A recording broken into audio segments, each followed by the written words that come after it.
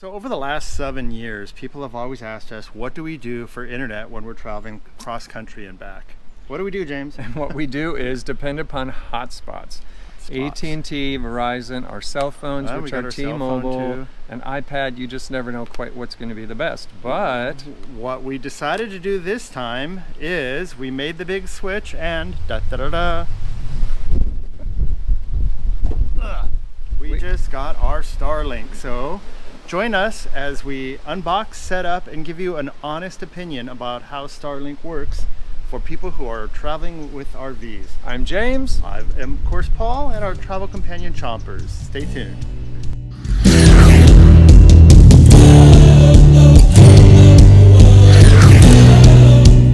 So Starlink recently came out with version 3 of their system, and it is a more compact design. It doesn't have an articulating and rotating base. It actually just has a little kickstand.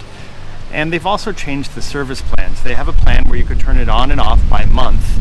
And so it's great for people like us who travel, and we may not need it all the time, so we can turn it on months that we're traveling and turn it off maybe in a winter month when we're not traveling or don't need it. The price also has come down a bit with this plan, and it got to the point where it's competitive with the cell phone plans that we had. As we said before, we had 3 different hotspots. We had AT&T, Verizon, and T-Mobile. Some of them have limited plans, and others were unlimited, but they were getting like $50, $60 a month for each device. So that put it in the same territory as Starlink once we made the investment of the hardware. So we decided, we made the jump, we bought the hardware, and what we want to do is just give an honest review of what it's like. So I'm going to start with unpacking, setting it up, testing, and then we're going to take it on the road with us on a couple of campsites.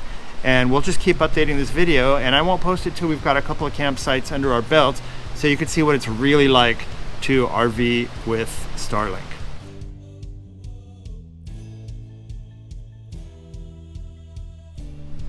All right, here is the actual panel with the little kickstand.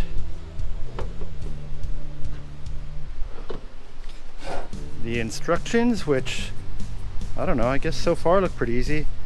And the packaging, we've got the router, which this is now a Generation C or a Generation 3 router that actually has 2 Ethernet ports, which is really cool because I know Generation 2 I think didn't have any. You had to buy a dongle. It's got the cable to go between the 2 and the power supply. So let me set this up and we'll see how it works.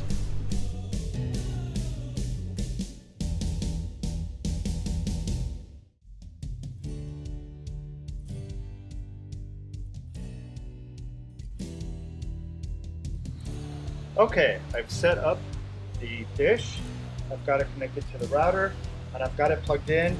And next I gotta go onto the Starlink app and begin the setup. So I click on Start Setup. I select that I have the one with the kickstand, the standard. Find a clear view of the sky.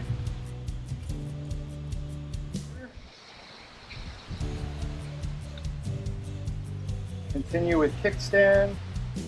Plug in Starlink. My Starlink is powered. Next is Starlink Wi-Fi.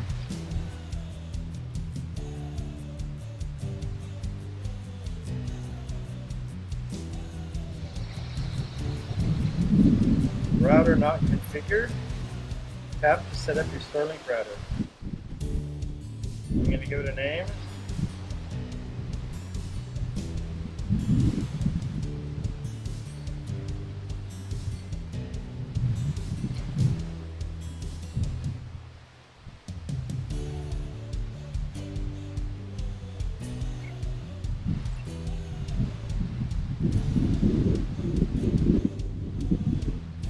Alright, I've set up the SSID and a password, and now it is applying the settings.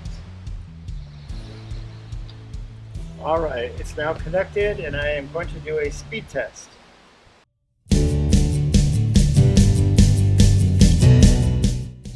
Alright, we got 207 Mbps and 11.2 Mbps upload, which is pretty good. All right, so that was it for the initial setup. It's pretty easy. Plug and play, use the app, do a little bit of setup, set up your router, and I got some pretty good speeds here. But the real test comes when I put it in the RV and we hit the road and we start setting it up at some remote campsites. So follow us and we'll keep testing this.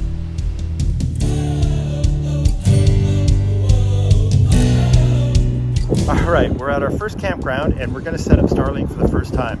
Now, we haven't sat down and figured out exactly how we're going to do it because we thought we'd just figure it out as we go and video it so everyone could understand what you kind of have to go through to connect Starlink. First thing I got to know about Starlink is that it takes 110. So if you're boondocking, which is really the reason why you're using Starlink, then you need to use your inverter. So what we did is we started to look on where we can plug this in our RV and where we have inverters, or inverter plugs. So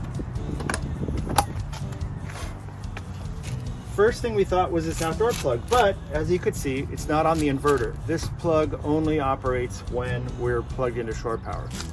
But I really want to have something that externally facing. So then I thought, we have this outdoor entertainment center, and this does work off the inverter. And I know there's a plug back here, and we can get to the plug from behind the TV in the cabinets. So let's go look at the cabinets and I'll show you what I found out.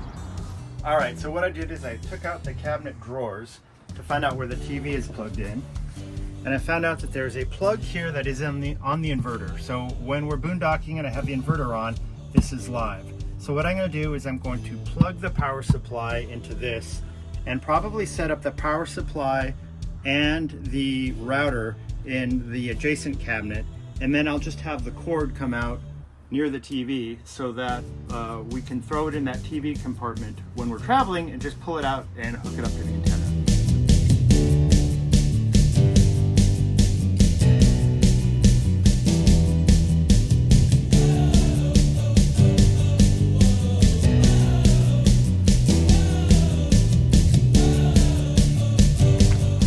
All right, so I plugged it in and put the power supply in the router underneath the sink, as you saw. I've got it coming out from under the TV, and for right now I'm going to just store it in here. This is all temporary until we make sure how it works.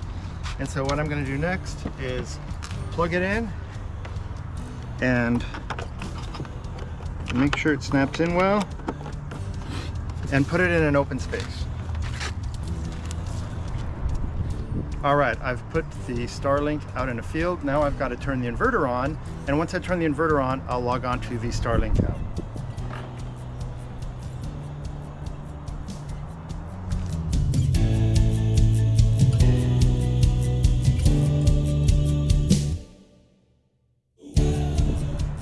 It took a long time to set up, and then it actually downloaded an update that I had to wait for, but it's finally come online, and I did have to move it a little bit out in the field more, and what I'm going to do now is do a alignment.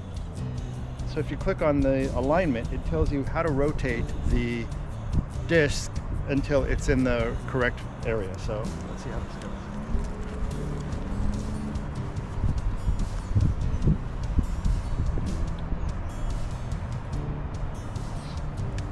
There, and that shows that the alignment is successful. Now I'll do a quick speed test. And it's running right now. And we are at 224 Mbps download. And our upload is 4.7 Mbps, so pretty good. So we'll do some things here and test it out and see how it works running it through the RV.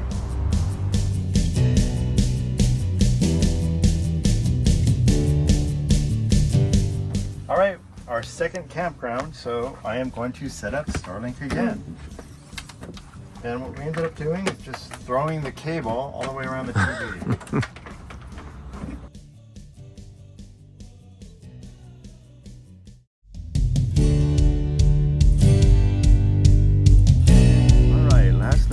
Starlink stopped working, and I put in a service request, but I also went through some troubleshooting on their website. I haven't heard back from them from support yet, but it said to check the cable. So I started to check the cable, and I found a bunch of these little nicks.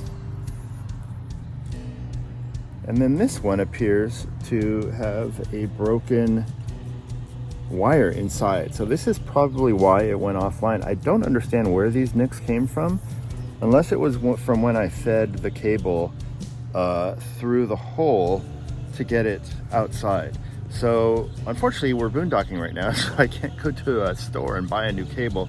What I will do is just order one online. I guess I get some at Amazon and have it sent to a campground we're going to go to in a couple camps, and have it there waiting for us, and I'll plug it in, and hopefully that will fix it. In the meantime, if Starlink reports back to me with their support request that I put in, I'll post that here as well.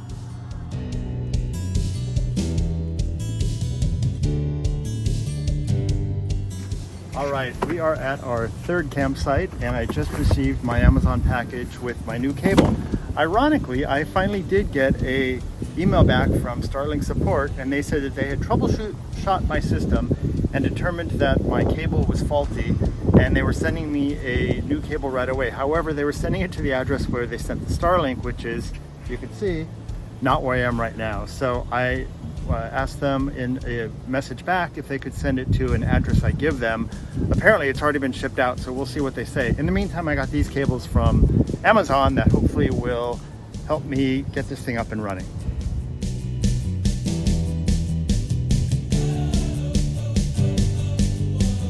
All right, since we are in a full hookup site this time, I am going to plug the router into this plug and put the equipment down here in this bay, so I'm not going through having to feed this cable through anything to get it on the inside. And hopefully this will not be a problem. I'll have the cable come out here where it's a little softer, and hopefully I don't damage the cable. So wish me luck. All right, we are back up and running. I just did a speed test, not quite as fast as other speeds we've gotten in other locations, but at least we know it was the cable that was the problem. So we will run it all weekend here and update on our progress on speeds and how things are going. So stay tuned. All right, this is our fourth campground and our second campground after getting the new cable. And once we set up Starlink, and I guess it takes a little while to lock into satellites, I don't know. But I did a speed test and we got some really decent speeds, and we're kind of in a not super clear area. So far so good. Now that we're all set up, I'm pretty impressed, and I think I have a good idea on how to set it up and align it quickly. And we're still using the area underneath the RV to store it all, but we're gonna go start boondocking again, so I gotta figure out how I'm going to get power down there from our inverter so that I can use this and store it in the bay. That seems to be the best place for it to be connected, and I don't have to run wires all through the RV. So next stop, boondocking.